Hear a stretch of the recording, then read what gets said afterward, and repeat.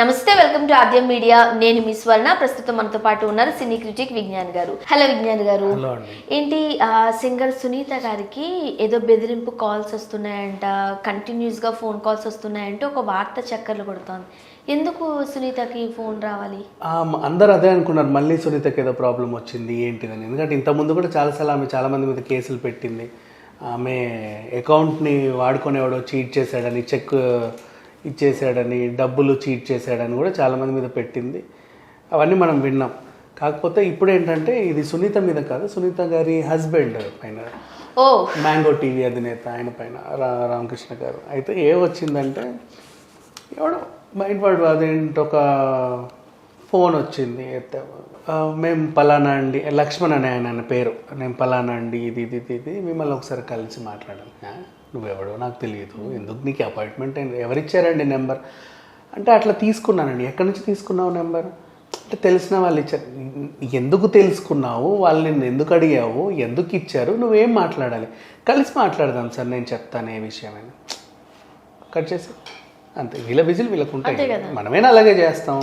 ఇప్పుడు మాట్లాడాలనుకుంటే సార్ నేను పలానా విషయం గురించి మీతో మాట్లాడాలనుకుంటున్నాను, ఎప్పుడు అపాయింట్మెంట్ ఇస్తారో అనేది ఒక లెక్క. అంతే, మాట్లాడాలి అంటే డౌట్ అవుతుంది ఎవరికైనా.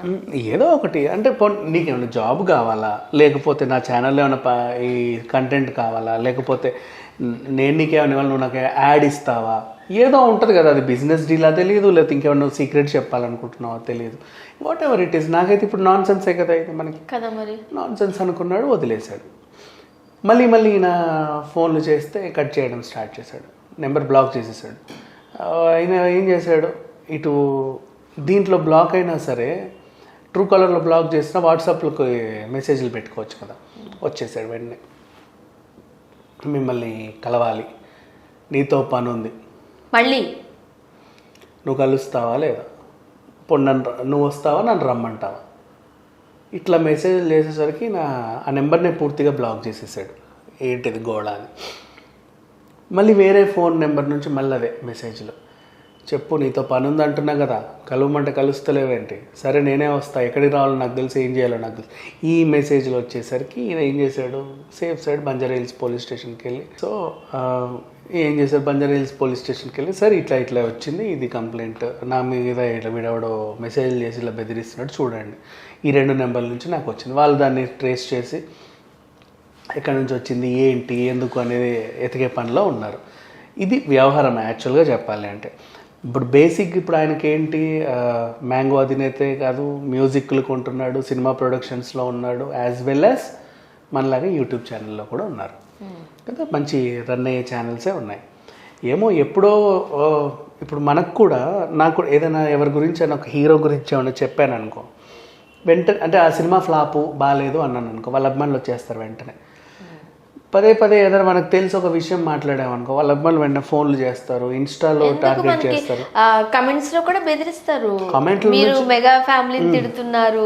యాక్చువల్ గా మనకు కూడా పవన్ కళ్యాణ్ గారు, చిరంజీవి గారు, వీళ్ళందరికీ మనం కూడా అభిమానులమే. వాళ్ళు తప్పు చేస్తే తప్పని మాట్లాడడం కూడా తప్పేనా అంటే, అసలు వీళ్ళు తప్పులే చేయరు, వీళ్ళు ఏం చేసినా నువ్వు ఒప్పుగా మాట్లాడి భజన చేయమంటారు.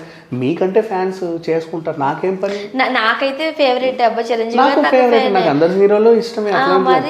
మంచి చేస్తే మంచి కూడా చెప్పినాం. పబ్లిక్ ఏదైతే ఉంటుందో అది మాట్లాడతాం అంతే తప్ప వాళ్ళేం మనకేం ఒపీనియన్ చెప్పుకోవాలి. సరే ఏదేమైనప్పటికీ ఇప్పుడు వాళ్ళ టాపిక్ ఎందుకు లేదు కానీ, బేసిక్గా ఇట్లా ఉంటుంది. అండ్ ఫోన్ నెంబర్లు తీసుకొని అదే పనిగా ఫోన్స్ చేయడం, అదే పనిగా మెసేజ్లు చేయడం, వేధించడం అంటారు చూసావా, ఆ రకంగా మనం అసలు పట్టించుకోం. ఫస్ట్ ఆఫ్ ఆల్ అది వాళ్ళకి తెలిసి చావదు. మళ్ళీ ఇన్స్టాలో, ఫేస్బుక్లో ఇప్పుడు వాళ్ళు తిట్టినా సరే మనం ఏమనుకుంటాం, పర్లేదులే నా వీడియో మొత్తం చూసాం. మనకు కావాల్సింది ప్రేక్షకుల వ్యూవరే కదా. సో ఎంత తిట్టినా సరే, అంత తిడుతున్నాడు అంటే అంత బాగా చూస్తుంటాడు మన వీడియో అని చెప్పి సంతోషమే వేస్తుంది మనకి. వాళ్ళని ఏం పట్టించుకుంటాం మనం. సో సరే ఈ రకంగా వదిలేసుకుంటే, ఇప్పుడు ఈయనకి బెదిరింపు కాల్స్ వస్తే బంజారా హిల్స్ పోలీస్ స్టేషన్లో కంప్లైంట్ ఇచ్చాడు. అండ్ వాళ్ళు కూడా చూస్తున్నామని చెప్పారు. ఇప్పుడు ఎవరైనా సరే నిజంగా నేను కూడా ఇచ్చే సలహా ఏంటంటే, ఎప్పుడన్నా మితిమీరినప్పుడు ఇట్లాంటివి అంటే హింస, మానసిక హింస బేసిక్గా మనం పట్టించుకో. మన ఫోన్స్ ఎప్పుడు సైలెంట్లోనే ఉంటాయి, ఎప్పుడో మనకు అవసరపడితే తప్ప.